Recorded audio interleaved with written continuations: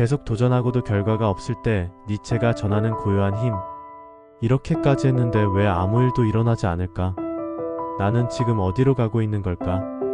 살다 보면 이런 질문이 머릿속을 맴도는 순간이 있습니다. 매일 같은 루틴을 반복하고 버티고 노력하고 있지만 삶은 마치 정지된 화면처럼 느껴지죠. 내 안의 시간은 분명 흐르고 있는데 바깥 세상은 아무 반응도 없습니다. 지금 이 순간 당신은 혼자가 아닙니다. 역사상 가장 깊은 사상가 중 하나가 바로 이 고민을 평생 안고 살았거든요. 그것도 당신보다 훨씬 더 절망적인 상황에서 말이죠. 그런데 놀랍게도 그는 그 절망을 인류 최고의 지혜로 바꿔냈습니다. 프리드리히 니체는 말했습니다. 길게 보면 아무 일도 일어나지 않는 시간은 없다. 그는 철학자였고 동시에 외로운 사람의 마음을 가장 깊이 들여다본 사색가였습니다. 젊은 시절부터 병약했고 동시대에 크게 인정받지 못했으며 말년엔 정신적인 고통까지 겪었습니다. 하지만 그는 그 누구보다 깊고 단단하게 삶을 응시했습니다. 니체의 삶을 들여다보면 놀라운 사실을 발견하게 됩니다. 우리가 아는 천재 철학자의 이미지와는 정반대의 삶을 살았다는 겁니다. 그는 24세에 바젤 대학교의 고전문헌학 교수가 되었지만 건강이 악화되어 35세에 은퇴해야 했습니다. 그 후 18년간 그는 사실상 실업자나 다름없었습니다. 친구들은 하나둘 떠나갔고 가족들조차 그의 철학을 이해하지 못했습니다. 심지어 어머니는 그의 책을 읽고 이건 미친 사람이 쓴 글이라고 말했을 정도였습니다. 그런데 바로 이 아무것도 일어나지 않는 시간에 그는 인류 역사상 가장 중요한 철학서들을 써냈습니다. 하지만 당시에는 아무도 관심을 두지 않았죠. 그의 첫 번째 책 비극의 탄생은 고작 몇백 권만 팔렸고 학계에서는 완전히 무시당했습니다. 그는 때로 절망하며 일기에 이렇게 썼습니다. 나는 혼자다. 완전히 혼자다. 하지만 그것이 나를 더 강하게 만든다. 니체는 말합니다. 나는 나의 고통을 극복하지 않았다면 내가 나 자신이 되지는 못했을 것이다. 이 말의 진정한 의미를 알려면 우리는 먼저 도전이라는 말을 다시 생각해봐야 합니다. 사실 우리가 알고 있는 도전의 개념은 완전히 잘못되었을 수도 있거든요. 진짜 도전은 남들이 박수 쳐주는 곳에서 일어나는 게 아니라 아무도 보지 않는 곳에서 일어납니다. 우리는 도전이라는 말을 자주 씁니다. 하지만 그 단어가 뜻하는 바는 단순한 행동이 아니라 아무런 보상이 없더라도 계속해서 스스로를 밀어붙이는 의지에 더 가깝습니다. 니체는 이 의지를 운명의 FATI라는 말로 표현했습니다. 자신의 삶에 일어나는 모든 것을 사랑하려는 태도, 실패도 고통도 정체도 포함해서요. 운명이란 무엇일까요? 단순한 체념이 아닙니다. 오히려 그 정반대입니다. 내 삶에 일어나는 모든 것을 받아들이되 그것을 통해 나를 더 강하게 만들겠다는 의지입니다. 니체는 이것을 가장 높은 단계의 사랑이라고 불렀습니다. 좋은 일만 사랑하는 건 어린아이도 할 수 있지만 고통까지 사랑하는 건 오직 성숙한 영혼만이 할 수 있는 일이라고 말이죠. 실제로 이런 사람들이 있습니다. 그들의 이야기를 들어보시죠. 어떤 60대 남성은 퇴직 후 2년 동안 취업을 위해 매일같이 이력서를 냈지만 단 한 번도 연락이 오지 않았습니다. 그는 말합니다. 나는 아침마다 습관처럼 옷을 갖춰 입고 자리에 앉았습니다. 누군가 날 필요로 하지 않더라도 나는 여전히 할 일이 있는 사람이라고 믿고 싶었거든요. 그 2년간 그는 무려 347통의 이력서를 냈습니다. 면접 기회는 단 3번뿐이었죠. 그때마다 그는 좌절했지만 포기하지 않았습니다. 나는 매일 거울을 보며 말했어요. 오늘도 나는 살아있다고. 그것만으로도 충분하다고. 그의 아내는 때로 울면서 언제까지 이렇게 살아야 하냐고 물었지만 그는 단호했습니다. 나는 아직 포기할 나이가 아니야. 내 안에 뭔가 남아있어. 그는 결국 공공기관에서 시니어 멘토로 활동하게 되었고 지금은 하루에 몇 통씩 전화 상담을 진행하며 다른 중장년에게 일과 삶에 대한 조언을 건넵니다. 나는 2년 동안 내 존재를 붙잡기 위해 싸웠고 이제는 누군가를 붙잡아주는 사람이 됐어요. 하지만 여기서 중요한 건 그가 성공했다는 사실이 아닙니다. 그가 그 2년 동안 매일 아침 일어나서 자신을 포기하지 않았다는 사실입니다. 성공은 결과일 뿐이에요. 하지만 포기하지 않는 것은 선택입니다. 그리고 그 선택이야말로 우리가 컨트롤할 수 있는 유일한 것입니다. 니체는 이것을 의지의 힘이라고 불렀습니다. 니체는 말합니다. 내가 살아가는 방식은 답이 아니라 질문 그 자체다. 당신이 계속해서 도전하고 있는데도 결과가 없다고 느껴진다면 어쩌면 그 질문 자체가 이미 당신을 바꾸고 있는 건 아닐까요? 아무도 몰라줘도 당신만은 알 겁니다. 내가 멈추지 않았다는 것을. 그런데 니체는 여기서 더 나아갑니다. 그는 이런 과정을 통해 위버맨 씨가 된다고 말합니다. 이 단어를 들으면 많은 사람들이 오해를 하는데 위버맨 씨는 결코 완벽한 인간이 아닙니다. 오히려 가장 인간다운 인간, 자신의 한계를 인정하면서도 그것을 뛰어넘으려 끊임없이 노력하는 인간입니다. 니체는 위버맨 씨라는 개념을 통해 고통을 견디고 자신을 초월하는 존재를 이야기합니다. 초월이란 거창한 일이 아닙니다.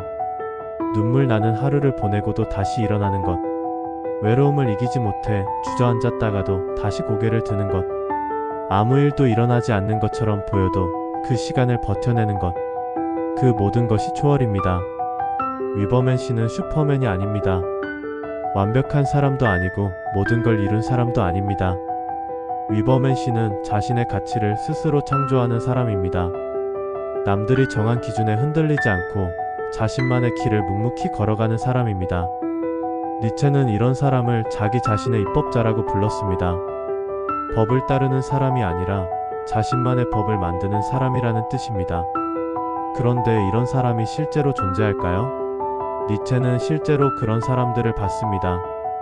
그리고 우리 주변에도 그런 사람들이 있습니다. 다만 우리가 알아보지 못할 뿐이죠. 왜냐하면 그들은 화려한 무대에 서지 않고 조용한 곳에서 자신만의 삶을 살아가고 있기 때문입니다. 어떤 여성은 자영업 실패 후 무려 7년 동안 새로운 도전을 했습니다. 공방 창업, 온라인 강의, 마켓 운영, 아무도 주목하지 않는 작은 시도들. 저는 사실 무언가를 크게 바란 건 아니었어요. 그냥 하루를 쓰고 싶었어요. 그녀는 첫 번째 창업에서 2천만 원의 빚을 졌습니다. 두 번째 시도에서는 6개월 만에 문을 닫았습니다. 세 번째, 네 번째, 다섯 번째. 매번 실패했지만 그녀는 계속했습니다. 왜냐하면 그것이 그녀가 살아있다는 증거였기 때문입니다. 사람들은 그녀를 고집센 사람이라고 했지만 그녀는 알고 있었습니다. 이건 고집이 아니라 신념이라는 걸 말이죠. 저는 성공을 위해 도전한 게 아니었어요.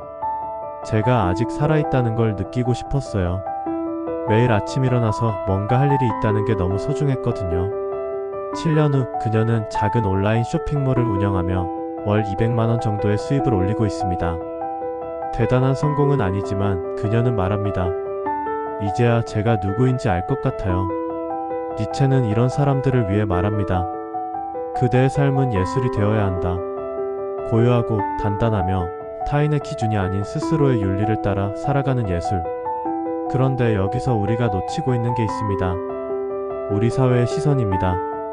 우리는 늘 남들의 눈을 의식하며 살아갑니다. 성공해야 인정받고 실패하면 손가락질 받는 사회. 하지만 니체는 이런 사회야말로 우리의 진정한 적이라고 말했습니다. 왜냐하면 그런 사회가 우리로 하여금 자기 자신을 잃게 만들기 때문입니다. 우리 사회는 결과 중심입니다. 숫자, 직함, 이력. 그래서 우리는 자꾸 아직 이룬 게 없다는 생각에 빠집니다. 하지만 니체는 그런 시대를 살면서도 오히려 삶의 깊이는 눈에 보이지 않는 곳에서 자란다고 말했습니다. 니체가 살았던 19세기 말은 산업혁명으로 모든 것이 급변하던 시대였습니다. 효율성과 생산성이 최고의 가치가 되었고 사람들은 점점 더 빨리, 더 많이 성과를 내야 한다는 압박에 시달렸습니다. 지금과 똑같죠. 니체는 당시 사람들이 기계처럼 살고 있다고 비판했습니다. 자신의 영혼을 돌보지 않고 오직 외부의 성과만 쫓아간다고 말이죠. 하지만 니체는 이런 시대의 흐름에 맞서 말했습니다. 천천히 가라. 깊이 가라. 남들이 보지 못하는 곳에서 자신만의 길을 만들어라. 그는 이것을 느린 철학이라고 불렀습니다. 빠른 것이 좋은 것이 아니라 깊은 것이 좋은 것이라고 말이죠. 마치 와인이 오래 숙성되어야 깊은 맛이 나는 것처럼 인간의 삶도 시간이 필요하다는 뜻입니다. 실제로 이런 사람들이 있습니다. 한 노인은 은퇴 후 매일 같은 시간에 텃밭을 가꾸기 시작했습니다. 아무런 목적도 없이. 그는 말합니다. 이게 무슨 도움이 되냐고 묻는 사람도 있었죠. 하지만 저는 이걸 하면서 하루하루가 흐른다는 걸 느꼈어요. 처음에는 정말 아무것도 몰랐습니다. 씨앗을 심어도 싹이 나지 않았고 겨우 자란 채소들도 벌레가 먹어버렸습니다. 이웃들은 그냥 마트에서 사 먹는 게 낫지 않냐고 했습니다. 심지어 가족들도 왜 이런 의미 없는 일을 하냐고 말했습니다. 하지만 그는 알고 있었습니다. 이건 채소를 기르는 일이 아니라 자신을 기르는 일이라는 걸 말이죠. 하지만 그는 계속했습니다. 3년째 되던 해 그의 텃밭은 동네에서 가장 아름다운 곳이 되었습니다. 사람들이 하나둘 구경을 오기 시작했고 아이들이 호기심을 보이기 시작했습니다. 그는 이제 동네 아이들에게 텃밭 수업을 열고 있습니다. 심는 일이요. 거기엔 기다림이 있고 돌봄이 있고 버텨냄이 있어요. 이건 삶이에요. 그의 수업을 듣는 한 아이가 물었습니다. 할아버지, 언제 수확할 수 있어요? 그는 웃으며 답했습니다. 언제 수확하느냐가 중요한 게 아니야. 매일 돌보는 게 중요한 거지. 그게 바로 사랑이거든. 그런데 여기서 중요한 건 그가 처음부터 이런 결과를 예상했냐는 겁니다. 전혀 그렇지 않았습니다. 그는 그냥 하루하루를 살고 싶었을 뿐입니다. 하지만 그 그냥이 얼마나 위대한 일인지 우리는 잘 모릅니다. 니체는 이것을 무목적적 목적이라고 불렀습니다. 목적이 없는 것 같지만 그것이야말로 가장 큰 목적이라는 뜻입니다. 니체는 말합니다. 씨앗은 땅 속에서 가장 어두운 시간을 보내야 싹을 틔운다. 지금 당신이 아무것도 이룬 게 없다고 느낀다면 그건 당신이 아직 심고 있는 중이기 때문입니다. 그런데 니체의 이 말에는 더 깊은 의미가 있습니다. 씨앗이 땅 속에서 보내는 시간은 결코 헛된 시간이 아닙니다. 그 시간 동안 씨앗은 자신을 완전히 변화시킵니다. 뿌리를 내리고 줄기를 만들고 잎을 준비합니다. 모든 것이 땅 속에서 일어납니다. 그리고 가장 중요한 건 씨앗이 씨앗 자체를 포기해야 한다는 점입니다. 씨앗으로 남아있으면 식물이 될 수 없거든요. 당신이 지금 경험하고 있는 아무것도 일어나지 않는 시간도 마찬가지입니다. 당신은 지금 자신을 완전히 재구성하고 있습니다. 새로운 나를 위한 뿌리를 내리고 있습니다. 그리고 과거의 나를 조금씩 벗어버리고 있습니다. 이 과정이 고통스러운 이유는 당연합니다. 변화란 원래 아픈 법이니까요. 하지만 이 과정은 혼자서는 견디기 어렵습니다. 니체도 마찬가지였습니다. 그는 평생 외로웠지만 자신의 철학을 통해 같은 고민을 하는 사람들과 연결되었습니다. 그는 편지를 통해 나와 같은 고민을 하는 사람이 있다면 그 사람에게 이 말을 전하고 싶다고 자주 썼습니다. 고독한 사람들의 연대, 그것이 니체 철학의 핵심 중 하나입니다. 또 다른 이야기를 들려드리겠습니다. 어떤 40대 남성은 회사에서 해고당한 후 1년 반 동안 취업을 하지 못했습니다. 매일 도서관에 가서 책을 읽고 자격증을 따고 이력서를 쓰고 면접을 봤지만 번번이 떨어졌습니다. 저는 점점 제가 누구인지 모르겠더라고요. 20년 동안 회사원이었는데 갑자기 그 정체성이 사라지니까 제가 공허해졌어요.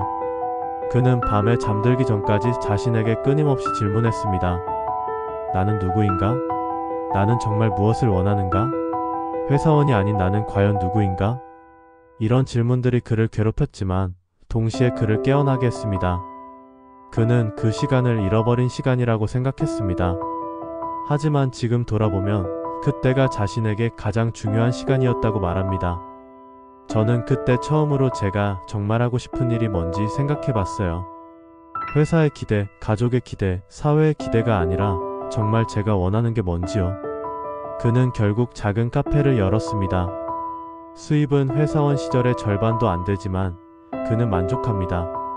저는 이제 제가 누구인지 알아요. 그게 가장 큰 성공이에요. 니체는 이런 과정을 자기 극복이라고 불렀습니다. 자신이 만든 한계를 스스로 뛰어넘는 것. 남들이 정한 기준에서 벗어나 자신만의 기준을 만드는 것. 그런데 이 과정에서 가장 어려운 건 무엇일까요? 바로 기다림입니다. 현대 사회는 즉시성을 요구합니다. 빠른 결과, 빠른 성공, 빠른 변화. 하지만 진정한 변화는 시간이 걸립니다. 니체는 이것을 긴 시간의 철학이라고 불렀습니다. 진정한 창조는 하루아침에 이루어지지 않는다. 그것은 긴 시간 동안 축적된 경험과 사색의 결과다. 니체 자신도 그랬습니다. 그의 대표작 차라투스트라는 이렇게 말했다는 10일 만에 썼지만 그 책을 쓸 수 있게 되기까지는 20년이 걸렸습니다. 그 언젠가 당신도 모르는 사이에 어디선가 싹이 날 겁니다. 아무도 없는 곳에서 누구의 관심도 받지 못한 채 하지만 분명히 그렇게 자라날 겁니다. 니체는 말합니다. 나는 미래를 위해 쓴다. 지금 당장 이해받지 못해도 괜찮다. 언젠가는 누군가 내 말을 이해할 것이다. 실제로 니체의 책들이 인정받기 시작한 건 그가 죽고 난 후였습니다. 그는 평생 자신의 성공을 보지 못했습니다. 하지만 그는 계속 썼습니다. 왜냐하면 그것이 그가 살아가는 방식이었기 때문입니다. 계속 도전하고도 결과가 없을 때 당신은 정체된 게 아니라 당신 자신을 준비시키는 중입니다. 니체는 이런 시간을 임신의 시간이라고 불렀습니다. 새로운 자신을 잉태하고 있는 시간. 겉으로는 아무것도 달라지지 않은 것 같지만 내부에서는 완전히 새로운 존재가 자라고 있는 시간. 당신이 지금 경험하고 있는 답답함, 조급함, 외로움. 이 모든 것이 새로운 당신을 만들어가는 과정입니다. 그러니 기억해주세요. 지금 이 고요한 시간이 당신을 바꾸고 있습니다. 니체는 마지막으로 이렇게 말했습니다. 나는 춤추는 별을 낳기 위해서는 자신 안에 혼돈을 가지고 있어야 한다고 말한다. 당신 안에 혼돈이 두렵다요? 그럴 필요 없습니다. 그 혼돈이야말로 당신이 곧 태어날 별의 원료이니까요. 지금 당신이 느끼는 모든 것, 불안도, 조급함도, 외로움도 그 모든 것이 당신을 더 깊은 곳으로 이끌고 있습니다. 그리고 그 깊은 곳에서 당신은 진정한 자신을 만날 것입니다. 아무 일도 일어나지 않는 것 같은 지금, 당신은 역사상 가장 중요한 작업을 하고 있습니다. 바로 당신 자신이 되는 작업을. 포기하지 마세요. 계속 도전하세요. 결과가 없어도 괜찮습니다. 당신은 이미 충분히 의미 있는 존재니까요.